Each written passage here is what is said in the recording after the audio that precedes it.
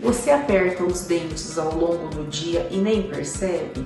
Isso tem nome, é um bruxismo, é um hábito involuntário, muitas vezes relacionado ao estresse, à ansiedade e pode causar dores na sua cabeça, tensão na face, desgaste nos dentes e até alteração na ATM, que é a articulação temporomandibular.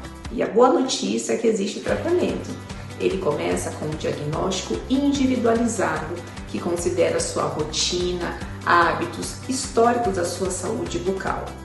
Quanto antes você cuidar, menores são as chances de ter uma complicação. Se identificou, me chama. Vamos cuidar disso juntos.